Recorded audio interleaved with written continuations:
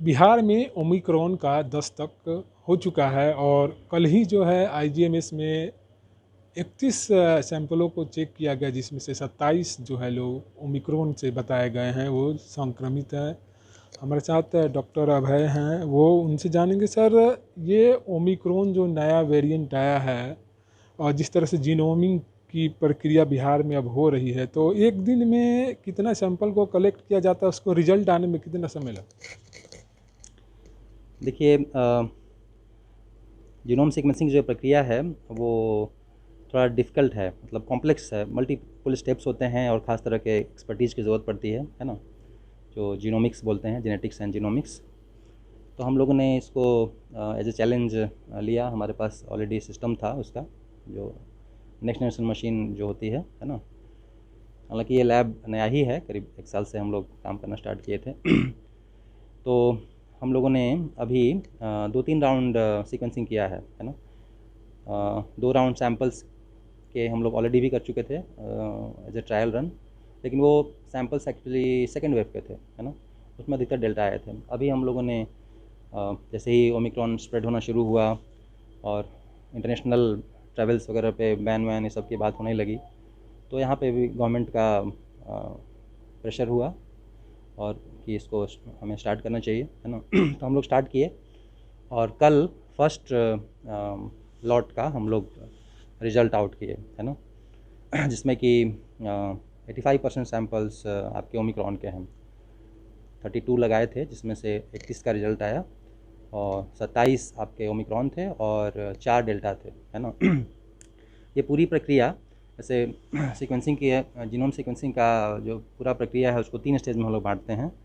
पहला स्टेज को बोलते हैं लाइब्रेरी प्रिपरेशन, फिर सीक्वेंसिंग रन जो मशीन में होता है, और थर्ड स्टेज होता है उसको बोलते हैं एनालिसिस, जिसमें कि आप आपके जो सीक्वेंसेस आए है ना, उसके उस वायरस के, उसको आप कंपेयर करते हैं जो अभी तक जो रिपोर्टेड स्ट्रेन्स हैं।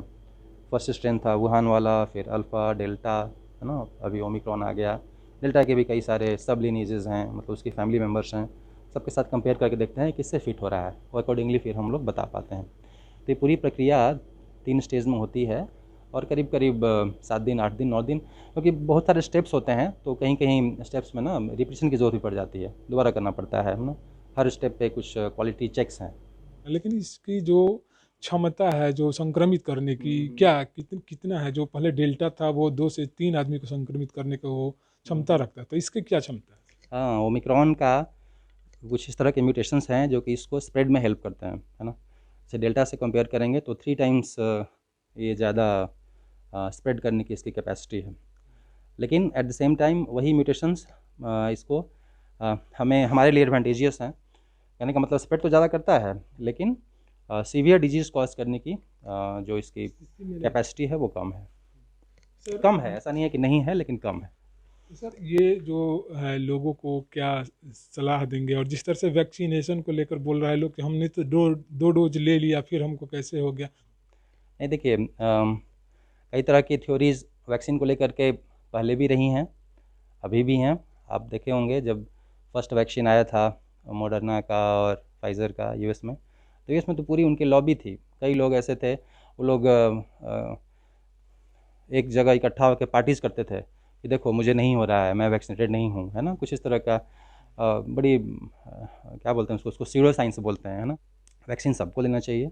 आप देखिए ना, जो भी डेटा सामने आ रहा है वैक्सीन से ही बचाव हो रहा है ना?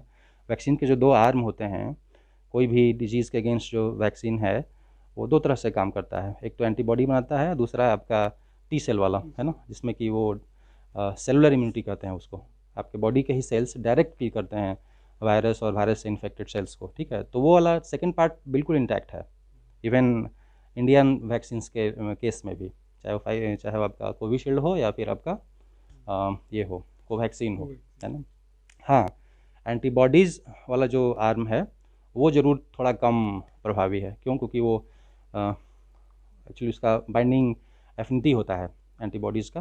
तो चूँकि स्पाइक प्रोटीन से ही बाइंड करता है, स्पाइक प्रोटीन में ही बहुत सारे म्यूटेशंस हैं, तो उनकी बाइंडिंग एफिनिटी कम है। अच्छा, दूसरी बात क्या है कि वैक्सीन्स के कारण जो एंटीबॉडीज़ बनते हैं उनका सर्टेन लाइफ होता है ना? रेस्पिरेटरी वायरस है ना आपका, रेस्पिरेटरी वायरस के केस में इनका लाइफ बहुत लंबा नहीं होता है ना। आप देखें इन्फ्लुएंजा केस में भी वैक्सीन्स तो काफ़ी फ्रीक्वेंटली लोग लेते हैं, लेकिन कुछ वैक्सीन्स ऐसे हैं जो लाइफ लॉन्ग बहुत कई सालों तक सर्वाइव करते हैं। कोलेरा वगैरह का आप लेते हैं कितना साल तक उसका वो है। सर तो अभी ज़रूरत है, कुछ और वेरिएंट्स नए आते जा रहे हैं, तो गवर्नमेंट के गाइडलाइंस जो भी बन रहे हैं वो साइंटिफिक बेसिस पे होते हैं ना। बहुत एक्सपीरियंस साइंटिस्ट होते हैं, वो गवर्नमेंट को सलाह देते हैं, उस आधार पे डिसीजन लिए जाते हैं। तो थर्ड डोज की बात कही जा रही है, बिल्कुल लेना चाहिए जो भी उस कैटेगरी में फिट होते हैं।